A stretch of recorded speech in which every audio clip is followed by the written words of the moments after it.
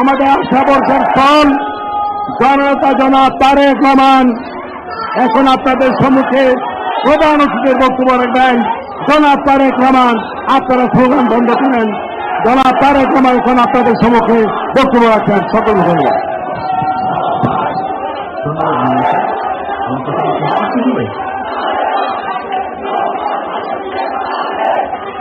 আমার কথা কি আপনারা শুনতে পাচ্ছেন?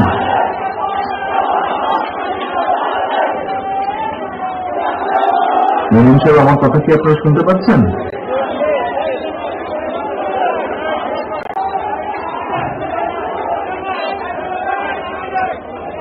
আমার কথা কি শুনতে পাচ্ছেন আপনারা?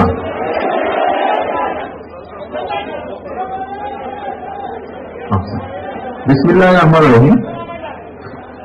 নব্বইয়ের স্বৈরাচার বিরোধী আন্দোলনের অন্যতম শহীদ নাজিরউদ্দিন জিহাদের 32তম শাহাদাত বার্ষিকী উপলক্ষে আয়োজিত আজকের আলোচনা সভার সম্মানিত সভাপতি, নব্বইয়ের স্বৈরাচার বিরোধী আন্দোলনে সম্মুখ সারির তৎকালীন ছাত্র নেতৃবৃন্দ, আজকের আলোচকবৃন্দ এবং যারা এই সভায় উপস্থিত রয়েছেন দেশে বা বিদেশে অনলাইনের মাধ্যমে উপস্থিতিবৃন্দ, আসসালামু আলাইকুম। স্বৈরাচারের পতন ঘটিয়ে একটি নিরাপদ ও গণতান্ত্রিক বাংলাদেশের আকাঙ্ক্ষায় আত্মত্যাগ করেছিলেন ছাত্রদল নেতা শহীদ নাজিরউদ্দিন জিহাদ। মৃত্যুর আগে দীপ্ত উচ্চারণ ছিল তার, আমি এসেছিলাম স্বৈরাচার সরকার উত্থানের জন্য, আমি মৃত্যুর পথযাত্রী। আমি তার পতন দেখে যেতে পারলাম না, আমার মৃত্যু তখনই সার্থক হবে যখন আন্দোলনের মাধ্যমে স্বৈরাচারের পতন হবে। উপস্থিতিবৃন্দ, জিহাদের স্বপ্ন সফল হয়েছিল। জাতীয় নেতৃত্বের ঐক্যবদ্ধ প্রয়াস আর ছাত্র যুব সমাজের সাহসী প্রতিরোধে তৎকালীন স্বৈরাচারের পতন হয়েছিল।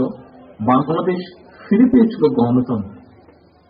তবে গণতন্ত্রকামী জনগণের দুর্ভাগ্য, জাতীয় বেঈমানদের কারণে দেশে সেই গণতান্ত্রিক শাসন স্থায়ী হতে পারেনি।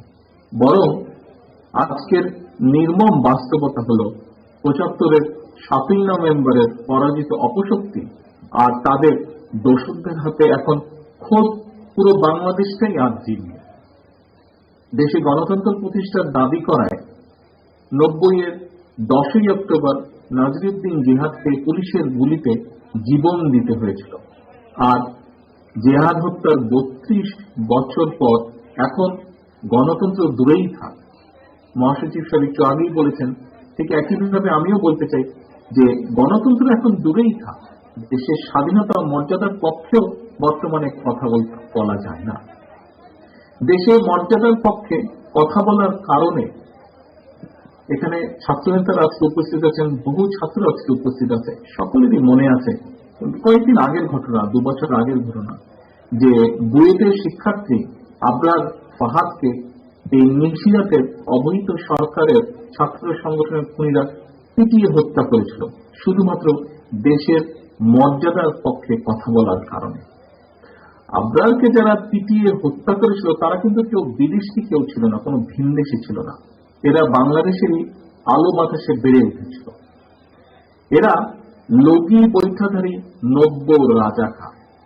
এই ৯০ রাজাকাররাই অন্য দেশের স্বার্থ রক্ষায় স্বদেশী আবরারকে হত্যা করেছিল দেশের মর্যাদার পক্ষে কথা বলার কারণে।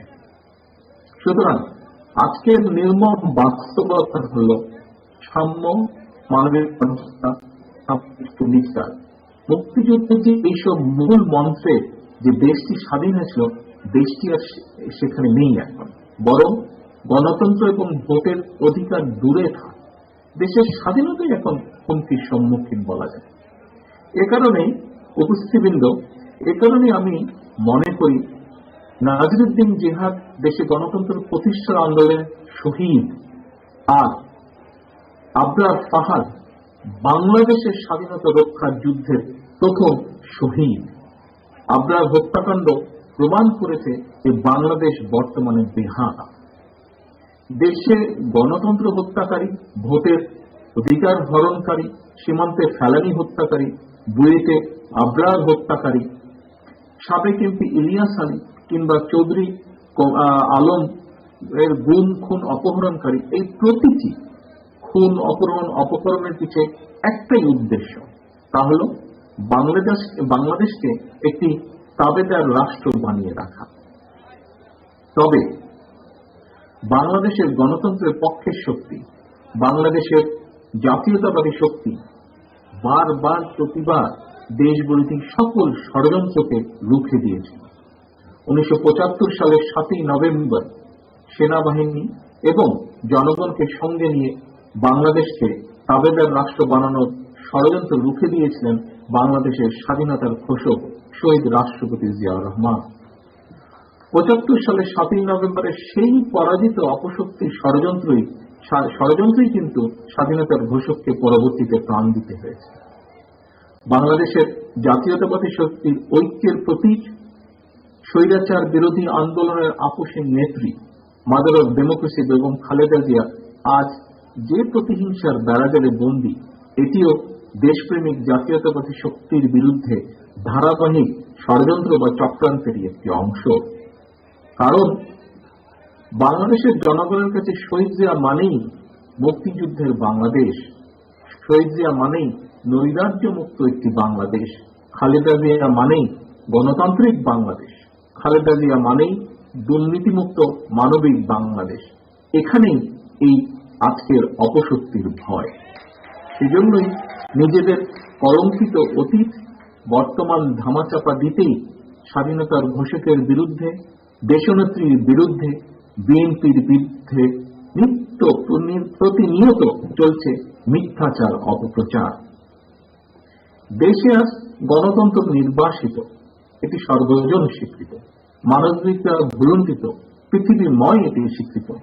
হত্যা, গুম খুন অপহরণ, দুর্নীতি, লুটপাট, টাকা পাচার, প্রতিহিংসা, মিথ্যাচার, অপপ্রচার, এসব কিছুই যেন আজ সমাজ ও রাষ্ট্রের স্বাভাবিক বৈশিষ্ট্যে পরিণত করে ফেলা হয়েছে। শুধুমাত্র একজন মাত্র ব্যক্তির ক্ষমতা লিপ্সার কারণে দেশের সার্বভৌমত্ব আজ হুমকির সম্মুখীন। দেশের গণতান্ত্রিক জনগণ আজ কেবল রাজনৈতিক মানবিক অধিকারই হারায়নি, দেশের ধর্মীয় সামাজিক মূল্যবোধেরও চূড়ান্ত অবক্ষয় ঘটেছে।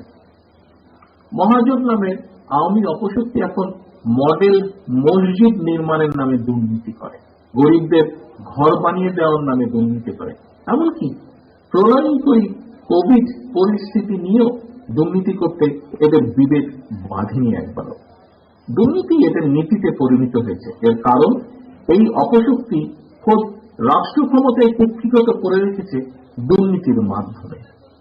গুম খুন অপহরণ, সীমান্তের ওপরে ফেলে রেখে আসার ভয় দেখিয়ে কিংবা র্যাব পুলিশের বন্দুকের জোরে রাষ্ট্র ক্ষমতা কুক্ষিগত করে রাখলেও দেশে বিদেশে নিশিরাতের সরকারের পরিচয় কিন্তু হয়েছে government of the mafia, by the mafia, for the mafia.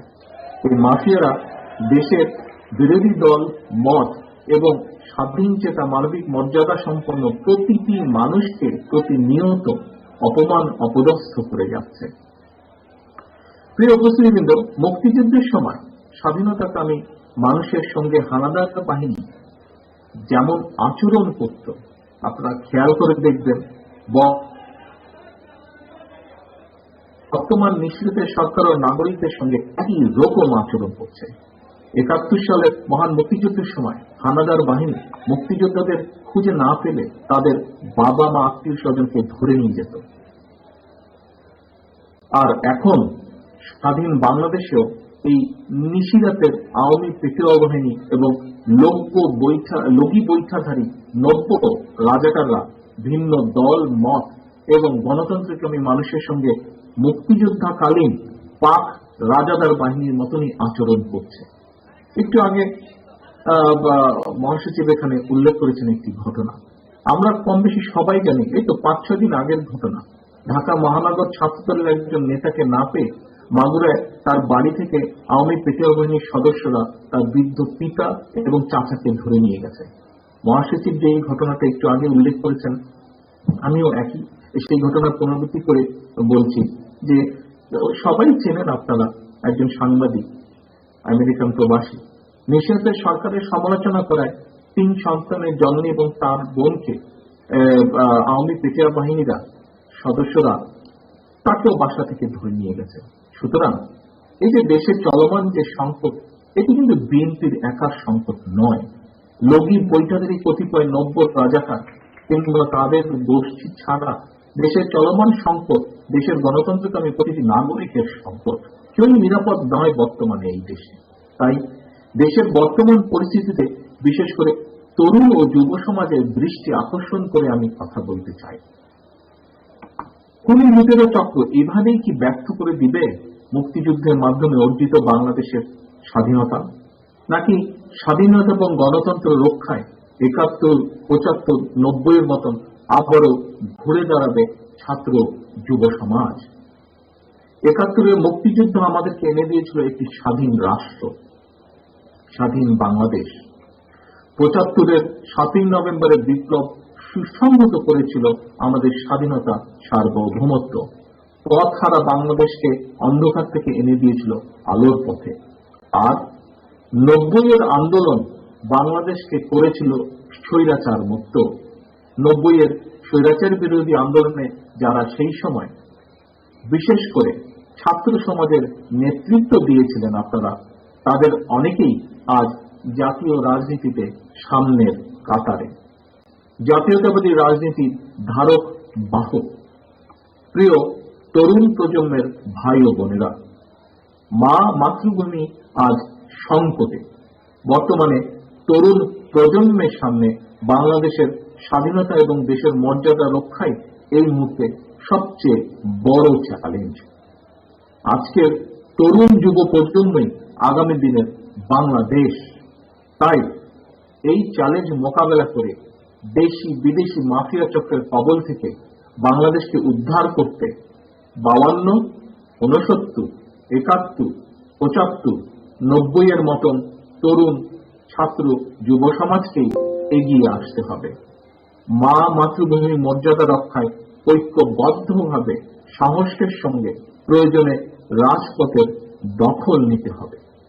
ইতিহাস প্রমাণ করে যে কোনো আন্দোলন চূড়ান্ত পরিণতির দিকে নিতে হলে ছাত্র, তরুণ এবং যুব সমাজের ঐক্যবদ্ধ এবং সক্রিয় অংশগ্রহণের কোন বিকল্প নেই। এই জন্য জাতীয় পর্যায়ে যেমন ঐক্যবদ্ধ উদ্যোগ প্রয়োজন, একইভাবে মাফিয়া সরকার বিরোধী এবং গণতন্ত্রকামী ছাত্র যুব সংগঠনগুলোর নিজেদের মধ্যেও লিয়াজ রক্ষা অত্যন্ত জরুরি। উপস্থিত প্রিয় ভাই ও বোনেরা, বাংলাদেশের প্রতিটি ভোটারের কাছে আমাদের বক্তব্য স্পষ্ট। আগামী জাতীয় নির্বাচন বা আগামীতে যে নির্বাচন হবে অবশ্যই নিরপেক্ষ সরকারের অধীনে হতে হবে। 14 সাল কিংবা 18 সালের মতন জনগণের ভোটাধিকার নিয়ে আর জোট চুরি, ডাকাতির প্রতারণা করতে দেওয়া যাবে না।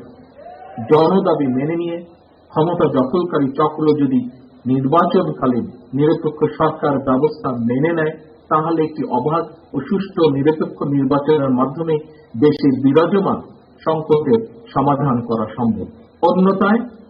অন্যথায় ফায়সালা হবে রাজপথে। প্রবাসীদের পরামর্শ ও নির্দেশনা, প্রবীণদের পরামর্শ ও নির্দেশনা সারা দেশে 90-এর সরকার বিরোধী আন্দোলনের নেতৃত্ব দানকারী সংগঠক। আর বর্তমান প্রজন্মের শক্তি এবং সাহসের সমন্বয় গণ অভ্যুত্থানের মাধ্যমে পুনরুদ্ধার করতে হবে বৃহৎ হওয়া বাংলাদেশ, প্রতিষ্ঠা করতে হবে মানুষের অধিকার। তাই বাংলাদেশের পক্ষের শক্তি, গণতন্ত্রের পক্ষের শক্তি, জাতীয়তাবাদী শক্তি প্রতিটি নেতা, কর্মী, শুভাকাঙ্ক্ষী, সমর্থকের কাছে আমার আহ্বান, 90-এর স্বৈরাচার বিরোধী আন্দোলনেও আমাদের ঐক্যবদ্ধ হবার দৃষ্টান্ত রয়েছে। আমরা সফল হয়েছিলাম। আসুন আমাদের সকলের তথা প্রতিটি নাগরিকের অধিকার প্রতিষ্ঠায় আমরা আবারও ঐক্যবদ্ধ হই। দেশ বাঁচাতে, মানুষ বাঁচাতে আমাদের আন্দোলন টেক ব্যাক বাংলাদেশ। আমি সারা দেশে বিএনপি অঙ্গ ও সহযোগী সংগঠনের নেতা কর্মী সমর্থক শুভাকাঙ্ক্ষীদের বলতে চাই, মানুষের অধিকার প্রতিষ্ঠার আন্দোলনে অতীতের মতন জনগণকে সঙ্গে নিয়ে জাতীয়তাবাদী শক্তিকেই নেতৃত্ব দিতে হবে। সমগ্র দেশের মানুষ আপনাদেরই দিকে তাকিয়ে আছে। সুতরাং দলীয় পদ পদবি কিংবা কোনো বিষয় বিরোধ কিংবা মনোমালিন্য বড় করে না দেখে দেশ এবং জনগণের স্বার্থে আসুন আমরা ঐক্যবদ্ধ হই। আমাদের ঐক্যকে আরো দৃঢ়ভাবে মজবুত ভিত্তির উপরে দাঁড় করায়। মা মাতৃভূমির মর্যাদা রক্ষায়, স্বাধীনতা ও গণতন্ত্র রক্ষার প্রয়োজনে ইলিয়াস আলী জেহাদ আবরারদের মতন সর্বোচ্চ ত্যাগের জন্য মানসিক প্রস্তুতি নেই আমরা সকলে। স্বাধীনতা ও গণতন্ত্র রক্ষার আন্দোলনে অবশ্যই অবশ্যই ইনশাআল্লাহ আমরা সফল হব। আপনারা ঐক্যবদ্ধ থাকলে আসন্ন দিনে বাংলাদেশের আগামী সরকার গঠন করবে বিএনপি, বাংলাদেশ জাতীয়তাবাদী দল। যারা এখন ক্ষমতা দখল করে আছে তাদের প্রতিটি ভোর আসে ক্ষমতা হারানোর আতঙ্ক নিয়ে। আর বিএনপি তথা গণতন্ত্রকামী জাতীয়তাবাদী শক্তির প্রতিটি নেতা কর্মী সমর্থক শুভাকাঙ্ক্ষী ঘুম ভাঙে একটি নিরাপদ সুন্দর সোনালী ভোরের সম্ভাবনায়। সেই সুন্দর সোনালী ভোরের প্রত্যাশায় সবাইকে ধন্যবাদ জানিয়ে শহীদ জিহাদের আত্মার মাগফিরাত কামনা করে আমার আজকের বক্তব্য শেষ করছি। আল্লাহ হাফেজ। বাংলাদেশ জিন্দাবাদ। বাংলাদেশ জাতীয়তাবাদী দল জিন্দাবাদ।